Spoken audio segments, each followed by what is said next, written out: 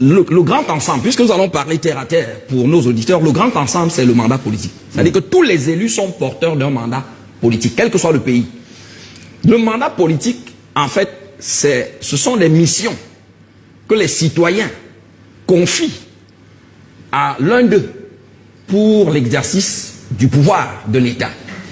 Parce que dans un système démocratique, vous voyez, le pouvoir est exercé par les citoyens, mais à travers leurs représentants. C'est le sens d'ailleurs de l'article 2 de notre Constitution. Maintenant, en fonction de la liberté que l'on veut accorder à l'élu, un parti peut opter pour le mandat impératif ou alors pour le mandat impératif nul qui équivaut au mandat représentatif. Alors le mandat impératif, c'est quoi? C'est un système dans lequel l'élu est responsable devant ses électeurs. Ce qui fait que l'éloignement de l'élu par rapport aux engagements qu'il a pris pour l'élection va le disqualifier et obliger à le démettre de son mandat. Donc vous comprenez qu'il y a une dépendance de l'élu par rapport à ses électeurs qui l'oblige donc à observer une discipline ferme. Et ces électeurs-là, certes, ils sont plus nombreux que le parti, mais cela commence, la première obligation de l'élu, c'est d'abord de respecter les instructions du parti. Donc, en cas de rupture d'allégeance à l'égard du parti ou bien des électeurs, l'élu perd son mandat et va donc être remplacé. Tandis que, de l'autre côté, on a le mandat représentatif qui a pour essence d'aménager la liberté et l'indépendance de l'élu par rapport à ses électeurs, par rapport au peuple qu'il a élu. Donc, une fois qu'il est adoubé dans son mandat d'élu, il jouit d'une pleine liberté parce que, porteur des intérêts nationaux, ces intérêts-là peuvent, en cours de mandat, supplanter ceux que ces électeurs, qui généralement émanent d'une circonscription, peuvent lui avoir conféré. Donc, cela aménage donc la liberté de l'élu. Et le corollaire qui s'associe au mandat représentatif, mais c'est que l'élu n'est pas esclave du parti. À tout moment, il peut rompre le lien avec son parti et même se démarquer des engagements qu'il avait pris avec les électeurs sans perdre son mandat. C'est l'option qu'a choisi le Cameroun. Je vais m'arrêter là. Je crois que ces explications permettent, à mon sens, d'expliquer ce que c'est que le mandat politique avec ces deux variantes que sont le mandat impératif et le mandat représentatif. Professeur Bison-Essomba, vous pouvez donner votre définition du mandat impératif, si vous voulez, mais je voudrais davantage vous inviter à nous faire un éclairage sur le mandat représentatif, cette fois-ci. Non, Rodrigue, il faudrait que je m'exprime d'abord sur le mandat impératif. Vous savez, à l'orée de la création de l'État, il s'est posé un problème théoriquement important, qui était celui de savoir qui dispose du pouvoir au sein de l'État. Et là, bien entendu, le pouvoir a commencé à être diffus, parce qu'on ne savait pas, étant éparpillé au sein de la société, on ne savait pas qui le dispose. Ensuite, le pouvoir a été individualisé ou personnalisé, on a parlé de la monarchie absolue, pour finalement tomber à un pouvoir institutionnalisé. C'est-à-dire on renvoie le pouvoir entre les mains d'une institution. Et c'est la raison pour laquelle Léon Duguay rappelait à Maurice Oriou que je ne déjeune pas avec l'État pour traduire l'idée d'abstrait dont représente l'institution. Maintenant, le concept mandat impératif, c'est un concept qui est au cœur du droit constitutionnel. Et c'est un concept qui charrie des problématiques importantes, telles que celle de la représentation, telles que celle de la souveraineté, et c'est en cela qu'on a dans la souveraineté nationale, développée par Sieyès et Montesquieu, et la souveraineté populaire développée par Jean-Jacques Rousseau. Alors, techniquement, c'est quoi le mandat impératif? Je voudrais commencer par disséquer expression après expression. Le mandat est un verbe latin qui signifie commander, ordonner, charger. Donc, en réalité, c'est quoi dans le mandat? C'est une charge que les citoyens confèrent à certains d'entre eux pour agir en leur lieu et place.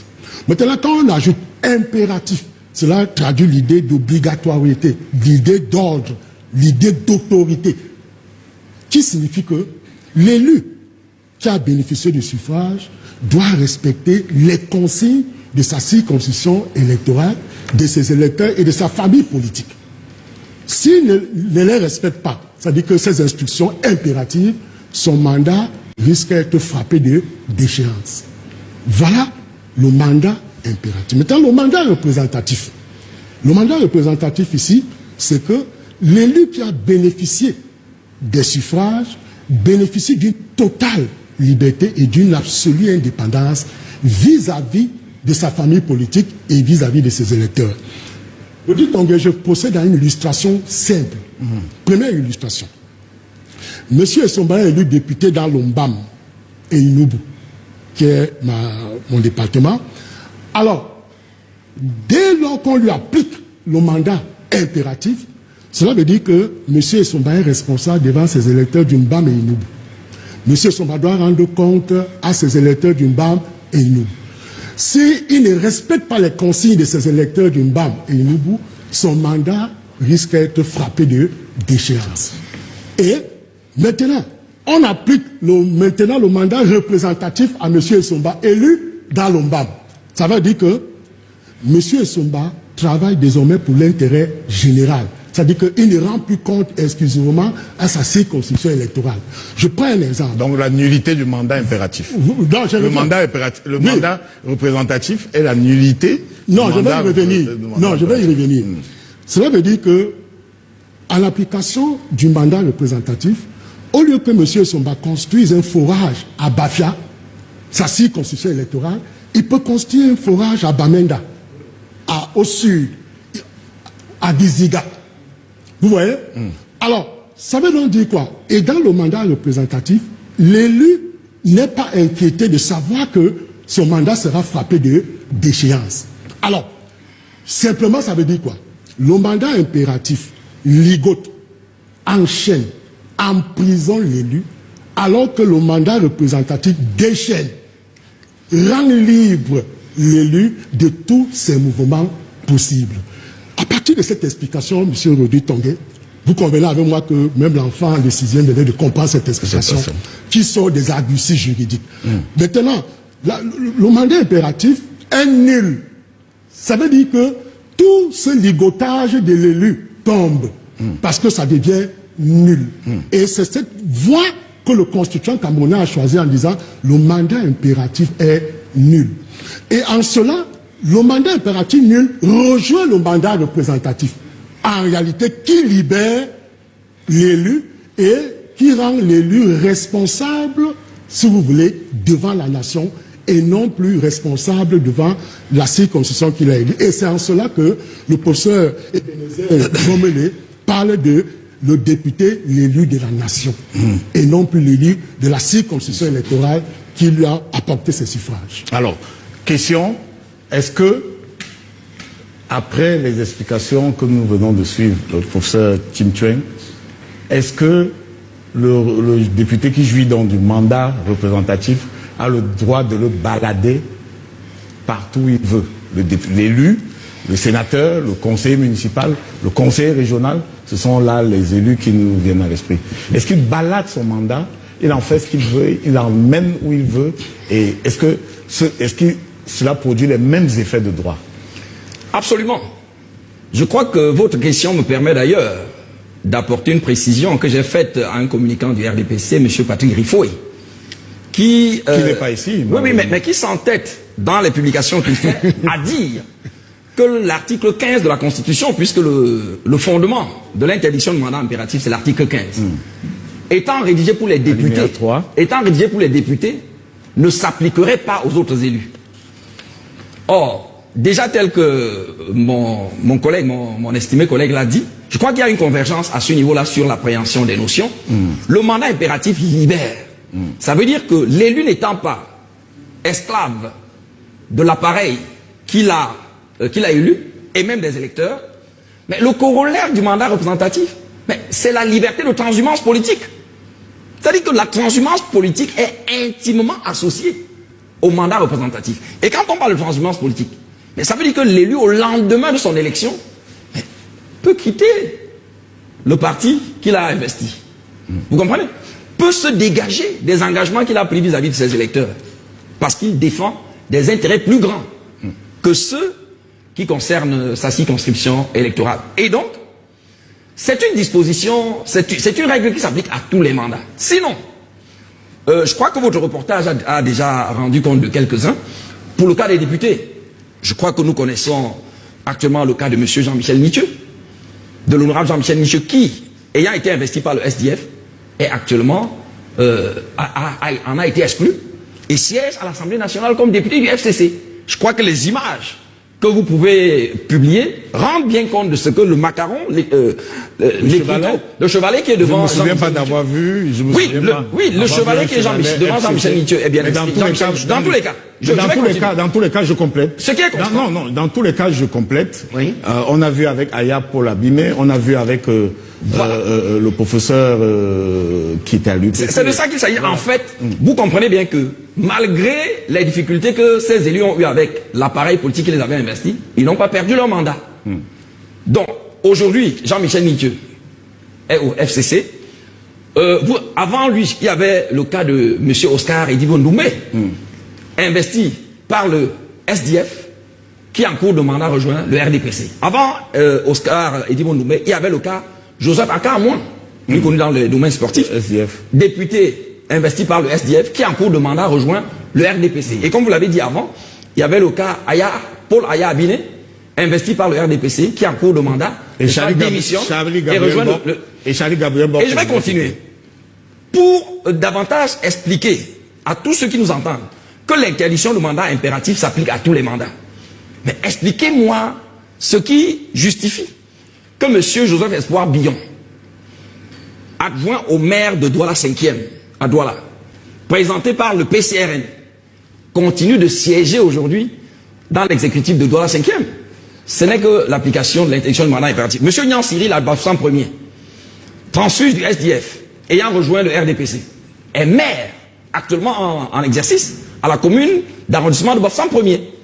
M. Tapi Joseph Lavoisier, transfuge du SDF, est actuellement adjoint au maire à la commune d'arrondissement de Bafoussam Ier.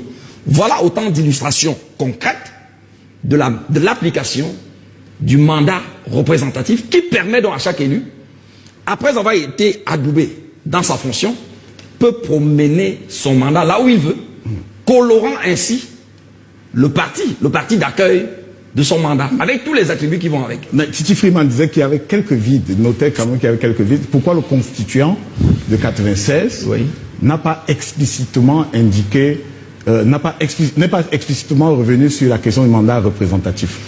Non, le législateur ne peut pas tout écrire. Une fois que l'article 15 a consacré le mandat représentatif, mais au plan technique, on connaît les suites. Dès lors qu'on dit qu'un pays a opté pour le mandat représentatif, cela veut dire que l'élu jouit d'une entière liberté, il peut quitter le parti qu'il a investi et promener son mandat partout sans perdre son mandat d'élu. Vous comprenez? Il le conserve. Et parce qu'il jouit donc la liberté de transhumance politique, j'ai exploité des rapports, notamment le rapport de l'Assemblée parlementaire du Conseil de l'Europe, mais où, en 20 ans de législature, un député, je ne sais plus le pays, australien, mais a migré 150 fois en 20 ans de législature. Je crois que votre... Emportant et baladant son mandat. Voilà. Votre collègue a parlé de ma page YouTube. Les auditeurs peuvent y aller. Ils vont trouver cette analyse où j'exploite le rapport du Conseil de l'Europe, où des députés, dans les pays qui ont consacré également le mandat représentatif, ont migré 150 fois en 20 ans. Mais vous suggérez...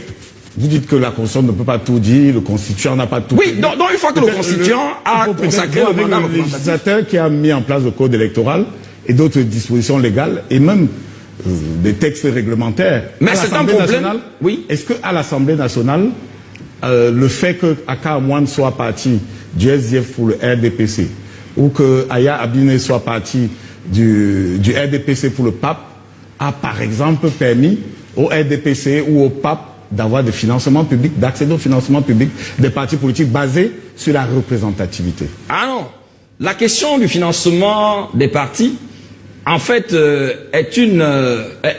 relève du règlement intérieur de l'Assemblée nationale. Hein. Qui est une loi. Oui, mais en fait, ce n'est pas le critère qui permet d'apprécier l'affiliation politique d'un élu. Non, je dis que le législateur ne peut pas tout dire. Une fois qu'on a consacré le mandat représentatif, on connaît les suites. Et je dis, mais il y a aussi un problème de technique, de technique législative. Parce que, et nous embrayons là déjà dans le cœur du sujet, en matière d'élaboration des textes, il y a l'obligation pour celui qui élabore un texte de respecter absolument la hiérarchie des normes juridiques. Ça veut dire que quand... C'est le premier trimestre en, oui, donc ça veut dire en première année oui, de droit. donc même si l'article 6, alinéa 6 de la Constitution a délégué au législateur le soin d'élaborer le régime de l'élection présidentielle, cela ne l'autorisait jamais à empiéter dans un domaine dans lequel le constituant s'était déjà prononcé. Or, en matière de technique légistique, normalement, il y a le visa exprès et le visa implicite.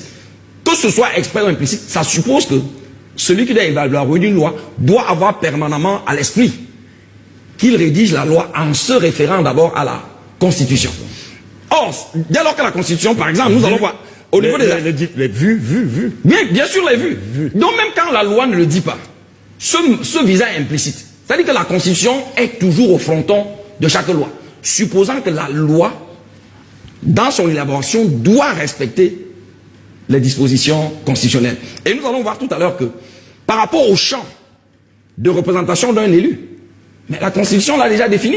Et donc, il n'appartenait plus au législateur de lui conférer un champ différent. Dans tous les cas, nous allons y arriver. Je voudrais indiquer qu'il y a, en 2012, il y a eu un projet de modification du code électoral qui prévoyait que l'élu perde son mandat s'il quitte son parti.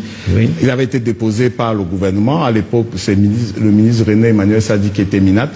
Et ce texte avait été rejeté pour son anticonstitutionnalité, parce que le mandat, la Constitution dit, à son article 15, alinéa 3, que tout mandat impératif est nul. Alors, professeur Luison et Somba, je repose la question qui a été adressée au professeur Chin Chueng tout à l'heure. Est-ce que l'élu qui est frappé de déchéance dans son parti, ou qui décide de partir de son parti de son propre gré, peut balader son mandat partout où il veut et produire et s'attendre à des mêmes effets de droit? Audit Tanguay, je voudrais répondre en convoquant l'article 15, alinéa 3. Le mandat impératif est nul. Cela veut dire que le mandat impératif assure et garantit... Il faut peut-être que la rédaction nous mette ce texte à l'antenne. Une parfaite mobilité de l'élu. Je l'ai indiqué tout à l'heure, l'élu n'est pas condamné, il n'est pas emprisonné. On les considère généralement comme des parlementaires papillons. Il vous a indiqué tout à l'heure un qui est quitté près de 100 fois ou 150 fois. Donc, c'est pour dire quoi? L'élu qui a donc bénéficié des suffrages sous la convocation justement de l'article 15, alinéa 3, le mandat impératif étant nul, peut donc se balader. C'est-à-dire qu'au sein des partis politiques qui, à mon sens, sont le réceptacle justement de la volonté partisane. Mais maintenant, il faut savoir que cette mobilité ne produit toujours pas les mêmes effets. Tout à l'heure, le sémillant collègue a pris l'exemple d'Eddy Mendoumbe. À cette époque-là, le RDPC avait 143 députés. Alors, le fait que Eddy Mendoumbe ait rejoint le RDPC n'a agité aucun iota en termes de nombre. C'est-à-dire que le nombre est effectivement resté à 143. Bon, maintenant, on lui donne la possibilité de bénéficier des avantages institutionnels et pécuniaires. Mais il faut savoir que le dossier de l'élu est structuré autour de deux voies, un peu comme un cœur à deux voies. C'est-à-dire, il y a la voie politique et il y a la voie juridique.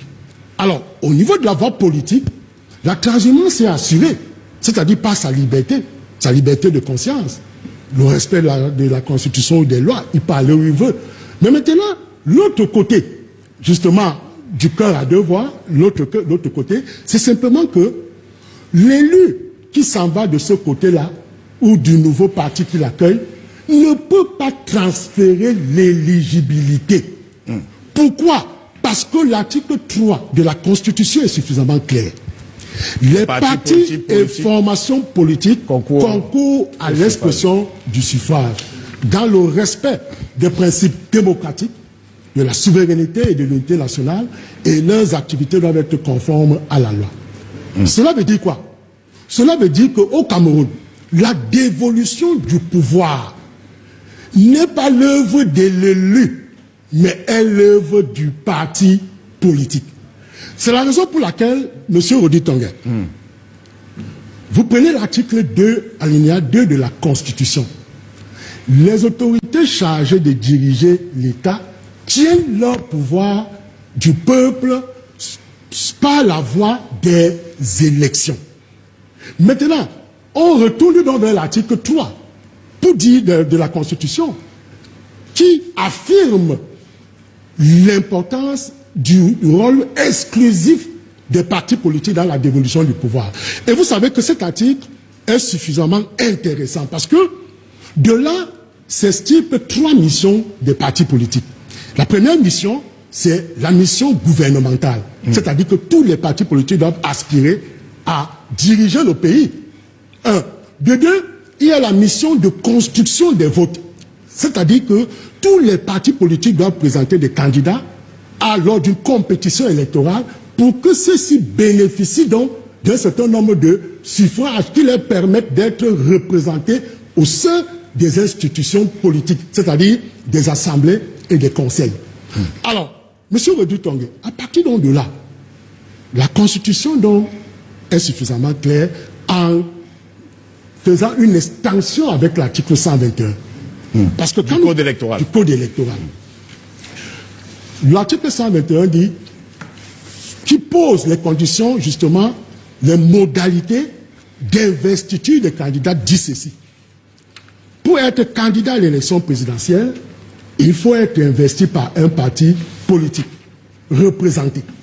Donc, de 2, si vous n'avez donc pas cette représentation au sein des institutions, vous pouvez, en tant que parti non représenté, actionner l'angle de la compilation de 300 signatures en raison de 30 par région.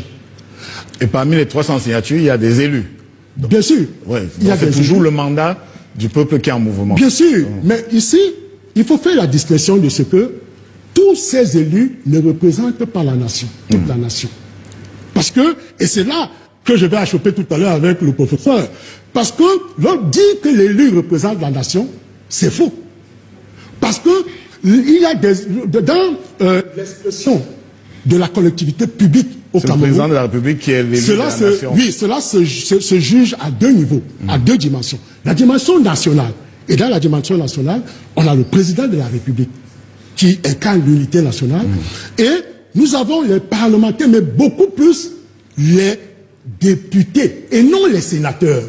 Parce que les sénateurs représentent les collectivités territoriales décentralisées. Ils sont élus par un collège, alors que les députés parlent... Non, ce n'est pas l'élection, je suis sur la théorie de la représentation. Oui. C'est-à-dire que un sénateur ne représente pas la nation, il représente les collectivités territoriales décentralisées. Un collège qui est constitué de conseils municipaux. Les conseils régionaux représentent les départements et le commandement traditionnel. Et maintenant, les conseillers municipaux représentent la commune. Donc vous convenez avec moi que tous les élus donc, ne représentent pas la nation tout entière.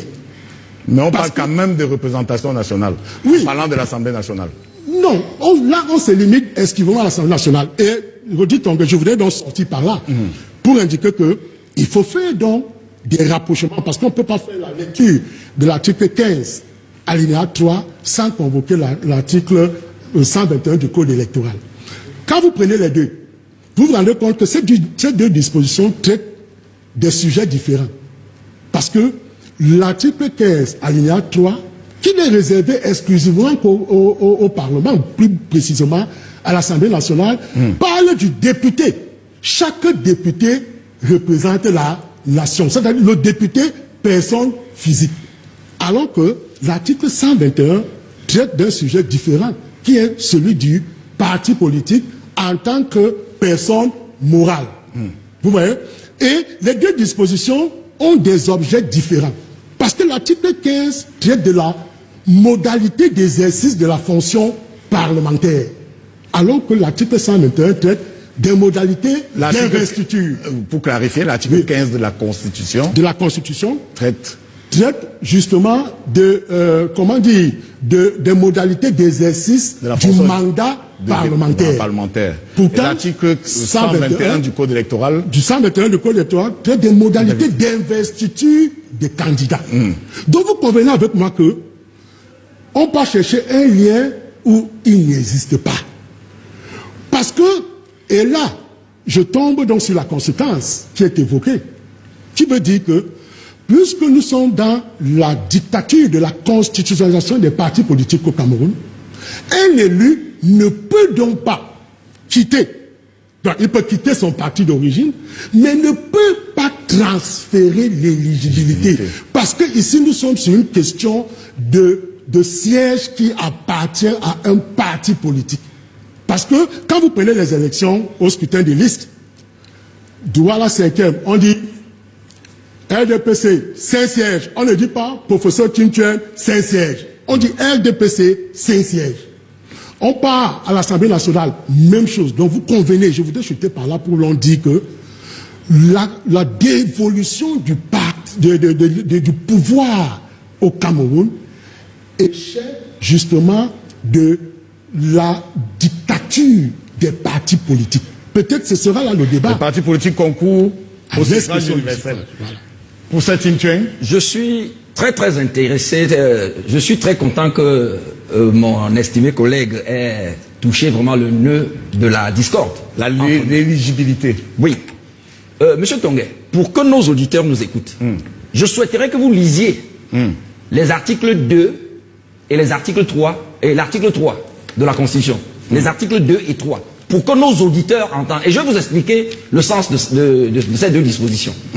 Et sur le plan pratique, vous comprendrez comment ça fonctionne. Alors, je fouille rapidement. L'article 2.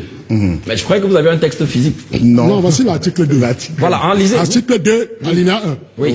La souveraineté nationale appartient au peuple camerounais qui l'exerce soit par l'intermédiaire du président de la République et des membres du Parlement, soit par voie de référendum. S'il vous plaît. Aucune fraction. Je souhaite déjà que vous notiez que la souveraineté de l'État appartient à qui? La souveraineté nationale. Oui, la souveraineté nationale appartient à qui? Au peuple, pas au parti. Continuons.